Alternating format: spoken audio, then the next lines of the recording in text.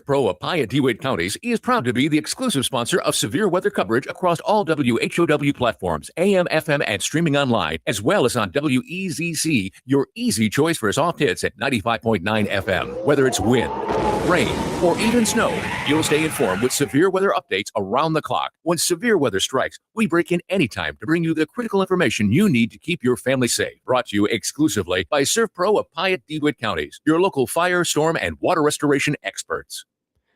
From the Hart Media Group newsroom and DeWittDailyNews.com, I'm Ben Hubbard with this expanded morning newscast.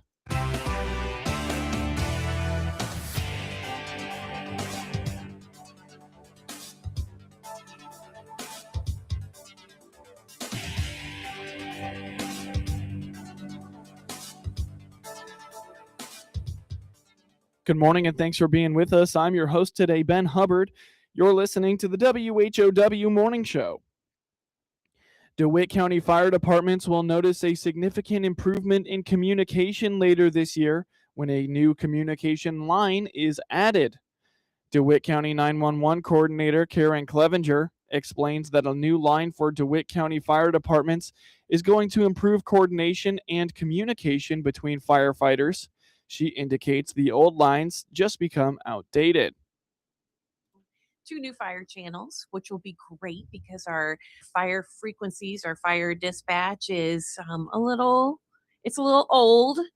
And so it's going to get a refresh in 2026. That was on pause for a little bit because of, the government shutdown and with the FCC and granting licenses and things like that. But we're going to have one separate channel to just page out the units on, and then another channel to just for them to talk, an operations channel. So that's going to be really good because a lot of times we have one fire channel right now and it gets a little congested. One channel we can talk out on, have everybody go to the station and, page out their pagers. And then the other one, we're going to tell them everything that they need to know, especially when they get on scene, when they clear, all that good stuff. Well, the technology of the infrastructure of the channel. So we have a police channel and it's run on like microwaves and all this fancy technical stuff, great technology, where the fire channel, maybe older technology from the 80s. Okay. So, and using repeaters and things of that nature. So it's the technology. Clevenger indicates much of this work began before she started at CENTCOM about 10 months ago. They are anticipating a spring installation for the new lines. A lot of the stuff was done already before I got into this position. The fire departments already have their radios set ready to go. They're just, they need to be programmed and things like that, but they have the equipment. It's already been purchased. Yeah, it's waiting to be used. The towers and everything are already in place. It's just setting up the new equipment too. Well, we contract with the company and they're doing that, working on that now. They've in the process of ordering the equipment for that piece of the puzzle. According to Clevenger, the current setup can become congested due to all the traffic going through a single line of communication. Big projects have been front and center at Warner Hospital in Clinton for the last few years. In 2026, things should calm down, says CEO Paul Skowron. On the WHOW Morning Show Tuesday, he told the Hart Media Group they want to simply be able to get used to all the things that have changed in the last 2 or 3 years. We will continue with small projects in 2026 because there's always room to improve the patient experience through some operational improvements.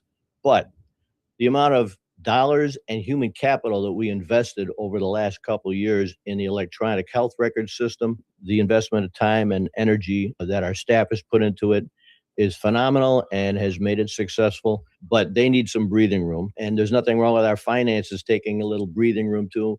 Let's take our time and digest everything that we've done. And so we're looking at ways to maximize on those investments. Just as a small example, in the emergency room, we spent $1.8 million on improving and increasing the size and efficiency of the emergency room. But in 2026, we're looking at sound reduction efforts, because once you actually do it, then you find out where there still may be some. You might hear a patient that you were hoping you would have, zero from one exam room to another. You wouldn't be hearing what's going on in the other room.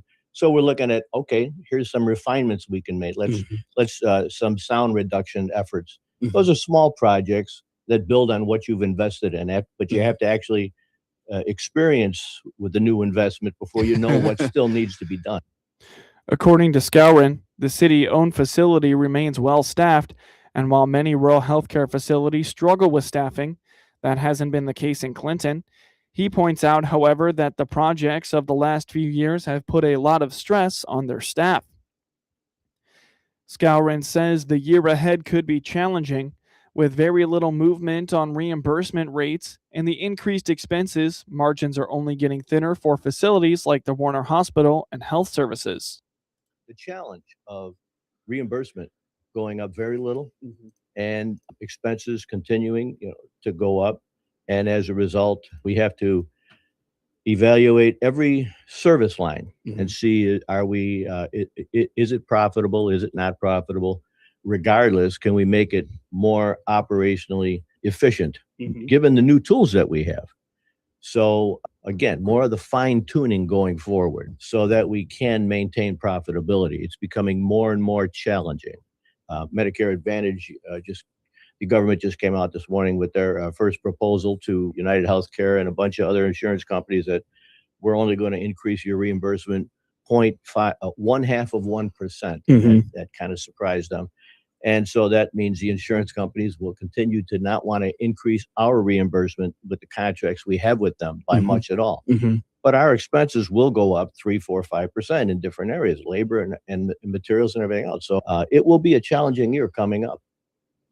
The Warner Hospital Foundation is getting ready for a March Glow Bingo event.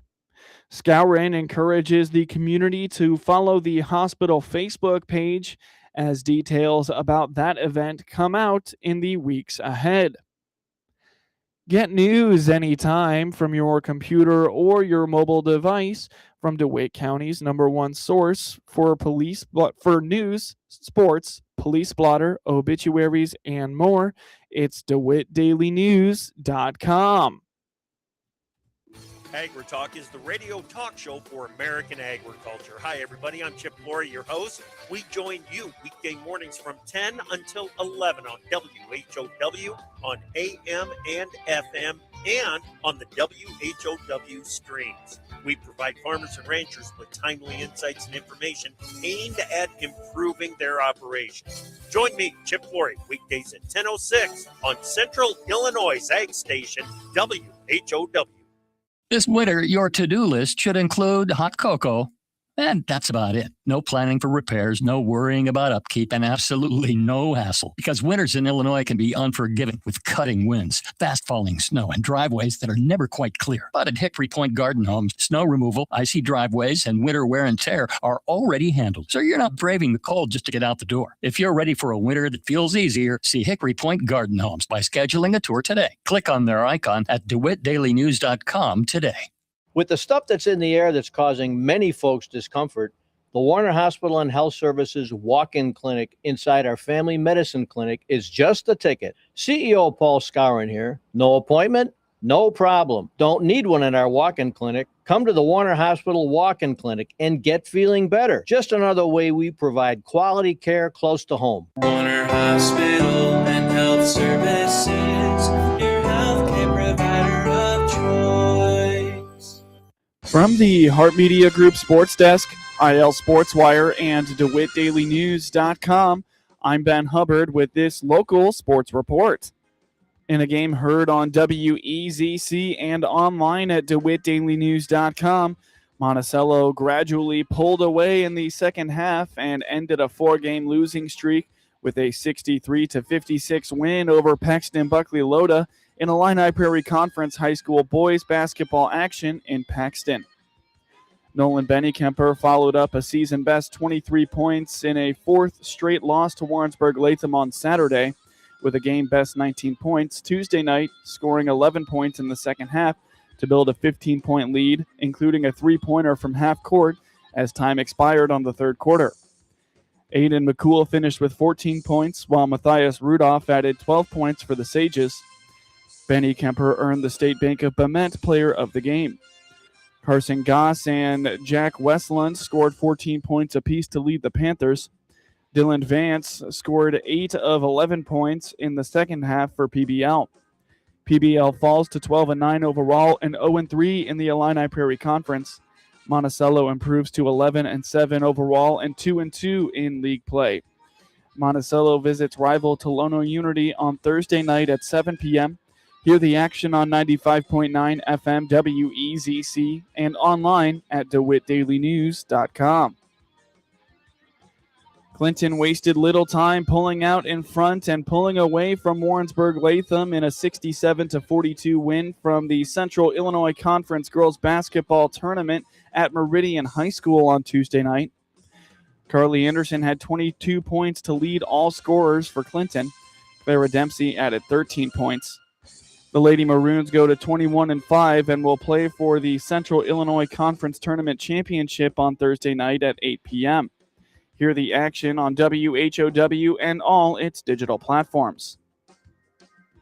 Monticello made easy work of Paxton Buckley Loda in a 44-18 win on Tuesday night in Illini Prairie Conference High School girls basketball action at the Seaver Center in Monticello. Monticello held PBL to just a single point in the first and third quarters, leading 11-1 and 32-12 after 3 quarters.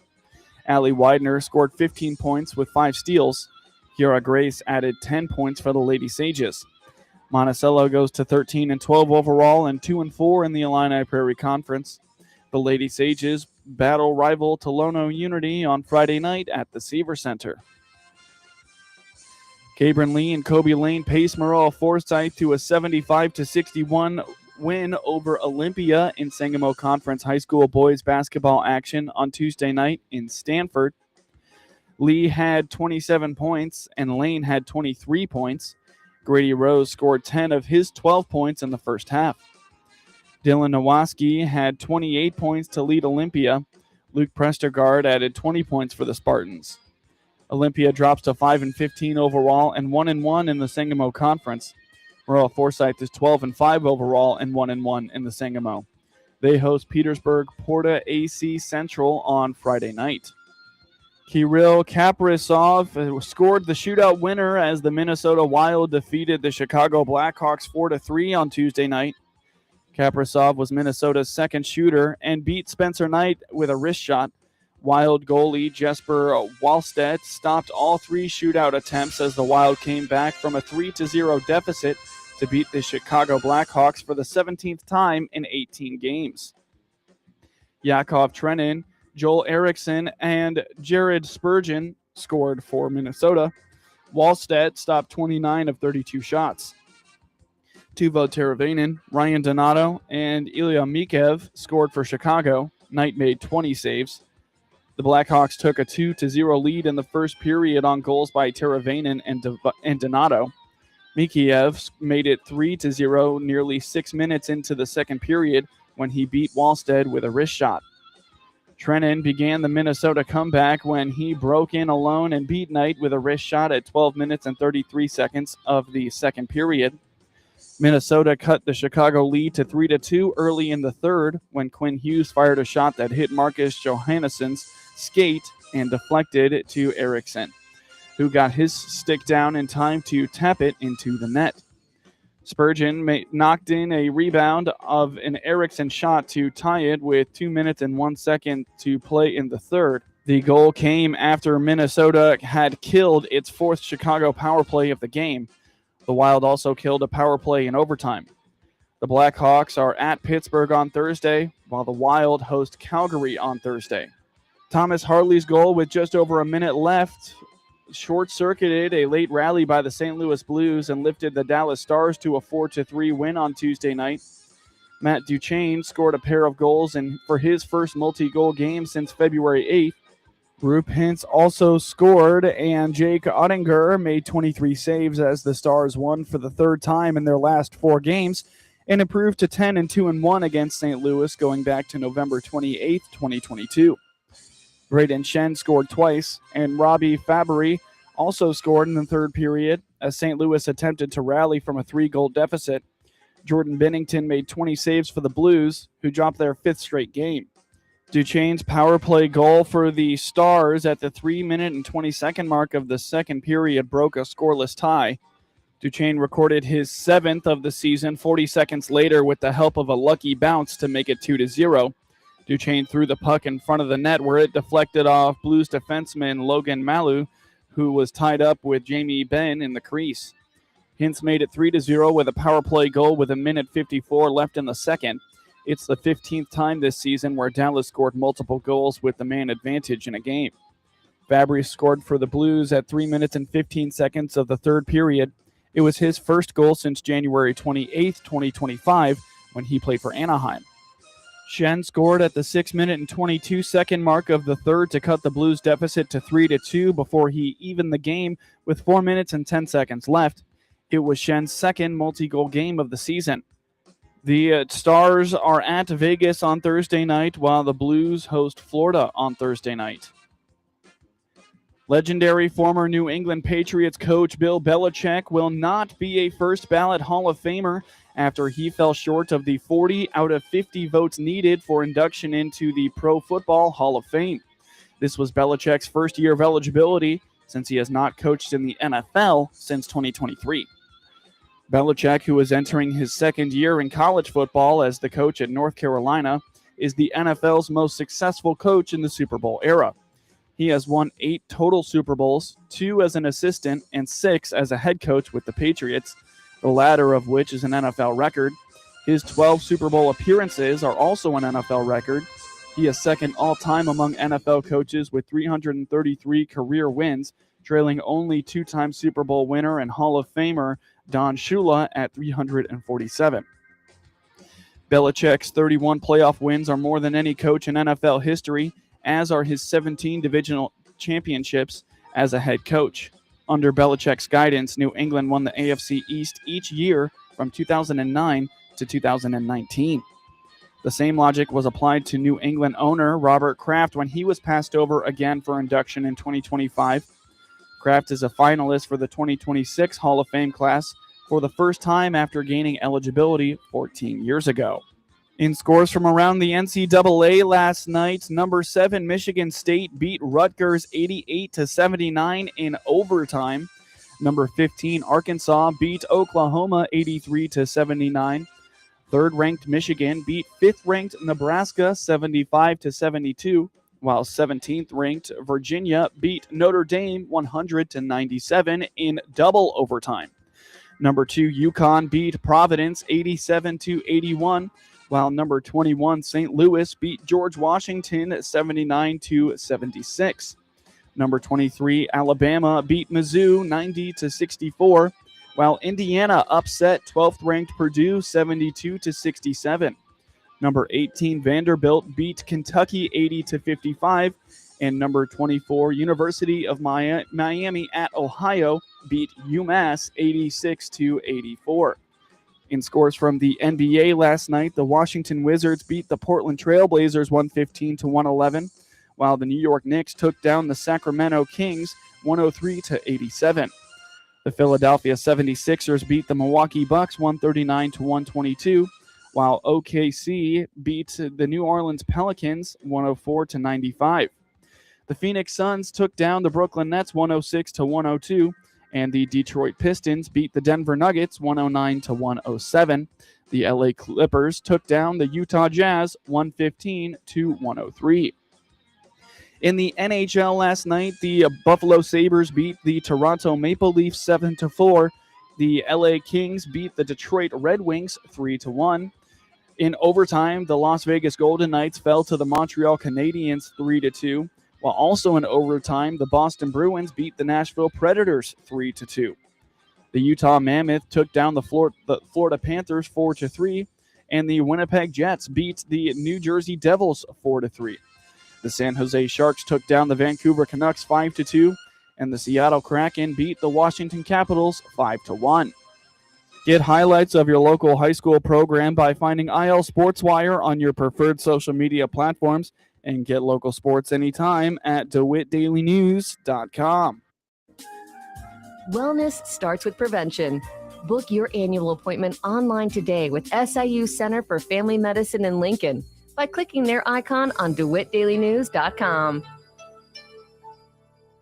DeWittDailyNews.com is the area's leading local news source 24 hours a day, 7 days a week. Get the latest local news, obituaries, police blotter, weather forecast, and more with no paywall. Head to DeWittDailyNews.com to get the local information you need to know. WHO